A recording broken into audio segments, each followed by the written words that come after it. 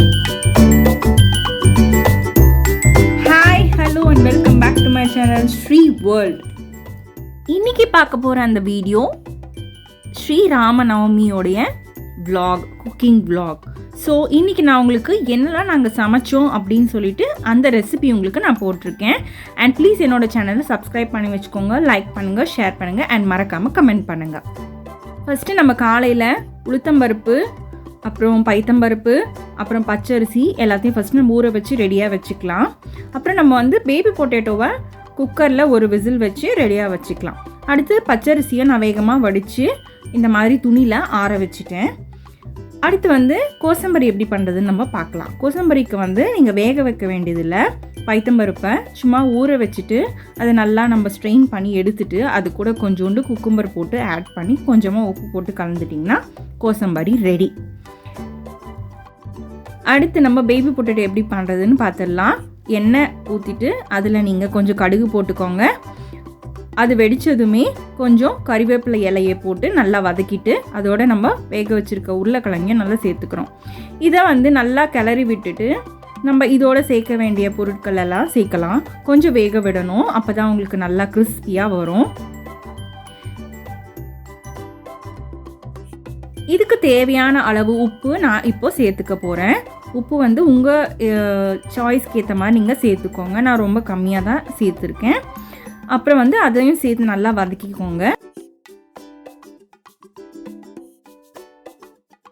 இதோட நம்ம ஒரு 1/4 டீஸ்பூன் மஞ்சத்தூள் போட்டுக்கலாம். அப்புறம் வந்து 2 டீஸ்பூன் ரெட் சில்லி பவுடர் நான் இதில் ஆட் பண்ணிக்கிறேன். தனியா சேர்த்தது இதையும் சேர்த்து நல்லா நம்ம வதக்க போகிறோம்.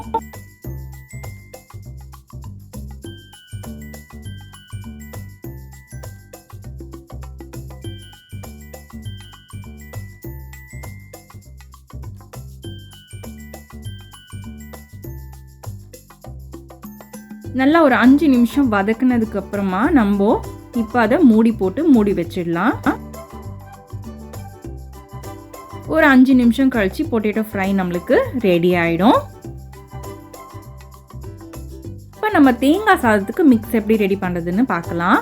ஆயில் போட்டுட்டு அதில் மஸ்டர்ட், கொஞ்சம் உருத் தால் எல்லாத்தையும் போட்டு நல்லா வதக்கிட்டு வெடித்து வரும்போது இதோட நம்ம கிளறி விட்டுக்கோங்க.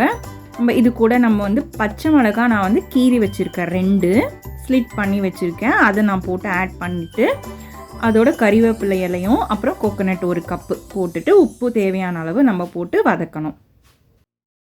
இதோட லாஸ்ட்டில் கொஞ்சமாக 1/4 லெமன் ஜூஸ் போடுறதால அந்த கோகோனட் ரைஸ் இன்னும் கூட டேஸ்ட்டாக இருக்கும். இப்போ மாங்காய் சாதம் செஞ்சிடலாம். அதுக்கான மிக்ஸ் என்ன பண்ணணும்னா எண்ணெய் ஊற்றிட்டு கடுகு போட்டுக்கோங்க, உளுந்து போட்டுக்கோங்க, அது கூட கொஞ்சமாக நம்மளோட கடலைப்பருப்பையும் சேர்த்து கொஞ்சமாக வதக்கிக்கோங்க.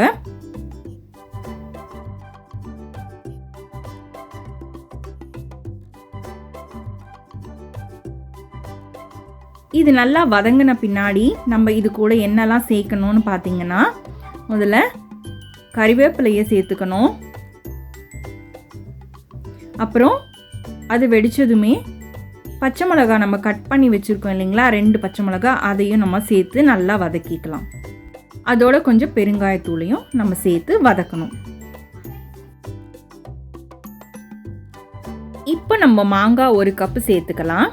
அதையும் சேர்த்து நல்லா வதக்கிக்கலாம். இது வதங்கிறதுக்கு கொஞ்சம் நேரம் எடுக்கும். அதுக்கப்புறமா தான் நம்ம இது கூட மஞ்சத்தூள் எல்லாம் சேர்க்கணும். இப்போ நம்மளுக்கு தேவையான அளவு உப்பு சேர்த்து நல்லா கலரிக்கலாம்.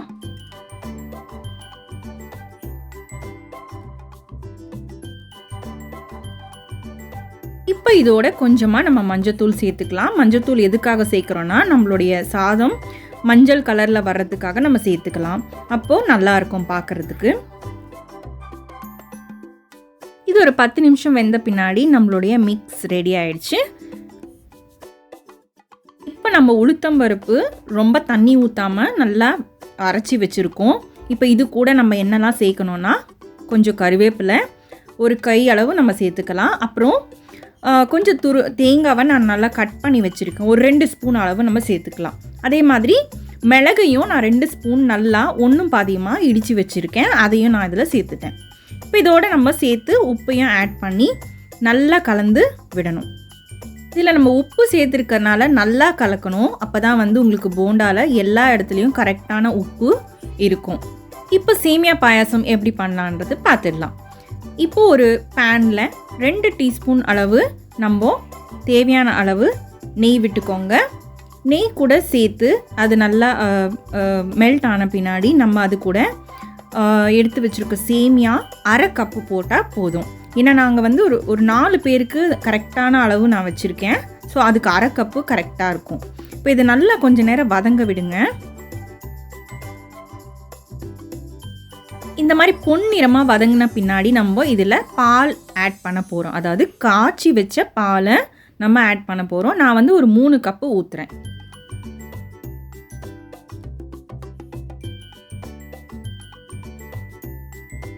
மூணு கப்பு பால் சேர்த்த பின்னாடி நம்ம இந்த சேமியாவையும் பாலையும் ஒன்றா வேக வைக்கிறோம்.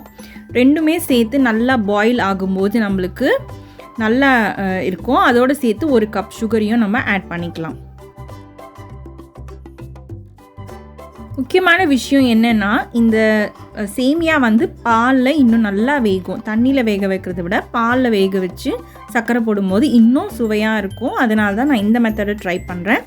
இதோட நம்ம ஏலக்காவை இடித்து வச்சுருக்க 3 அது போட்டால் போதும். கண்டிப்பாக பாயசத்தில் சேர்க்க வேண்டிய பொருள் இந்த பச்சை கற்பூரம் தான். இது வந்து சாப்பிடக்கூடிய ஒன்று தான், எடிபிள் அப்படின்னது. இதை மட்டும் தான் நம்ம ஆட் பண்ணணும். ஸோ இது ஜஸ்ட் ஒரு ஃப்ளேவருக்காக ஆட் பண்ணால் போதும். கொஞ்சமாகவே ஆட் பண்ணுங்கள்.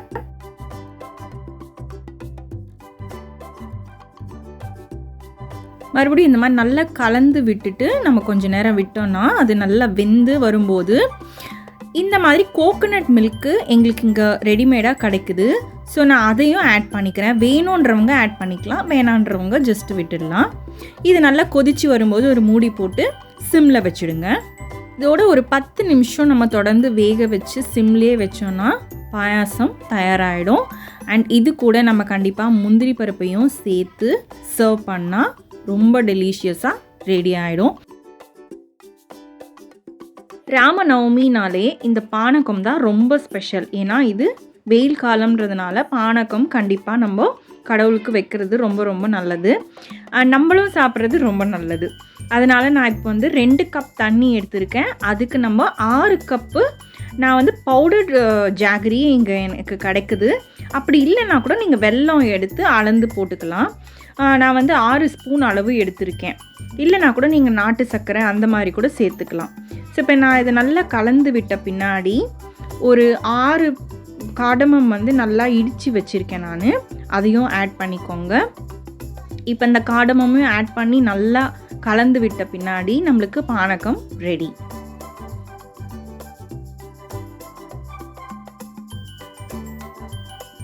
இந்த வெயில் காலத்தில் இந்த பானகம் குடிக்கிறதுனால நம்ம உடம்பு சூட்டை குறைச்சி நம்மளுடைய உடம்பு குளிர்ச்சி அடையும். அதுக்காக தான் இதை சர்வ் பண்ணுறாங்க.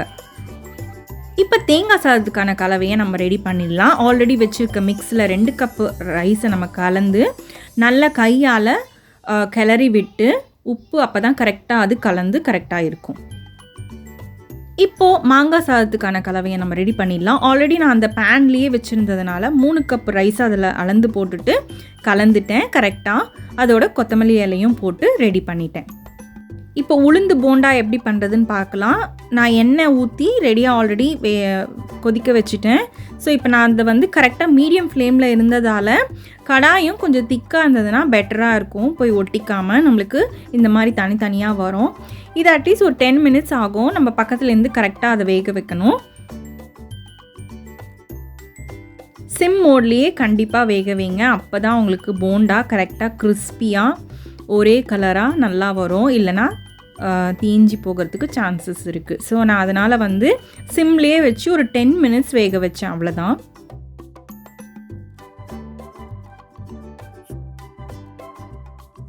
இப்போ இதோட கலர் மாறிடுச்சு. போண்டா நல்லா உள்ளே குக் ஆகிட்ருக்கும். வெளியே ரெட் ஆகிறது முக்கியம் இல்லை, உள்ளே நம்மளுக்கு நல்லா வெந்திருக்கணும், அதுதான் ரொம்ப முக்கியம்.